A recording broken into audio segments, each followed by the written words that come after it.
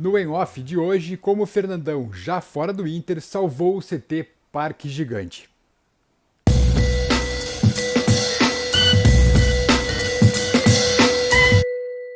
Em meados de 2013, Fernandão já estava fora do Inter há algum tempo, havia sido demitido em novembro do ano anterior, depois de ser dirigente e treinador também do Inter, e Fernandão me concedeu uma entrevista. Foi a primeira entrevista desde a sua demissão. Foi uma entrevista que demorou para ser conseguida, consegui costurá-la com o Marcelo Campos, amigo pessoal e assessor do Fernandão, e ele topou conversar por telefone.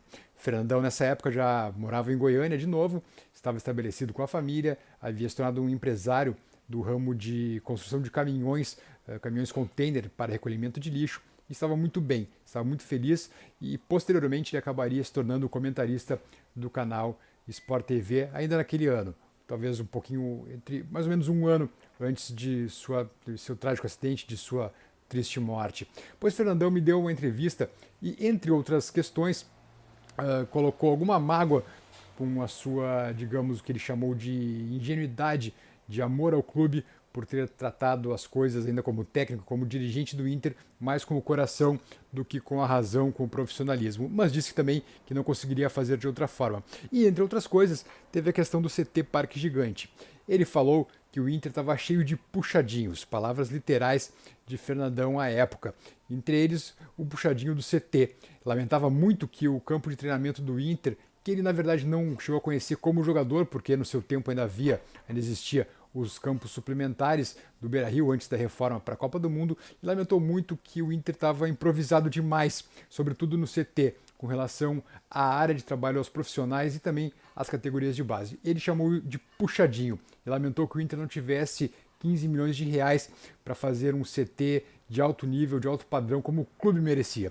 Pois depois daquilo lá, os dirigentes leram a entrevista, evidentemente, ficaram chateados com o que leram, mas entenderam que Fernandão havia dito a verdade. Havia falado aquilo porque era muito colorado, havia falado pelo seu coloradismo e não por mágoa, pelo contrário.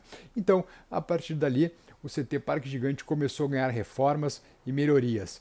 Entre outras coisas, o vestiário, que era uma antiga sala de musculação improvisada, passou a ser um vestiário de verdade. A sala de musculação de verdade, enfim, acomodações dignas de um clube do tamanho do Inter. Claro que tudo isso ainda talvez seja, de certa forma, algo passageiro, uma vez que a tendência é que o clube leve todo o seu CT para Guaíba, assim que ficar pronto o novo CT de Guaíba, enfim, sem previsão ainda, mas o Inter já começa a dar seus primeiros passos. Mas o importante dessa primeira entrevista do Fernandão após a demissão foi, além de ter declarado todo o seu coloradismo, dito que se errou como treinador e como dirigente, errou por amor ao clube, por paixão, pelo coração e não por ter sido talvez um técnico frio, um dirigente frio que não se importava com o clube. Pelo contrário, ele disse que tudo que fez foi por amor ao Inter. E talvez a principal contribuição do Fernandão nessa entrevista, concedida a mim na época na Zero Hora, tenha sido a questão do puxadinho.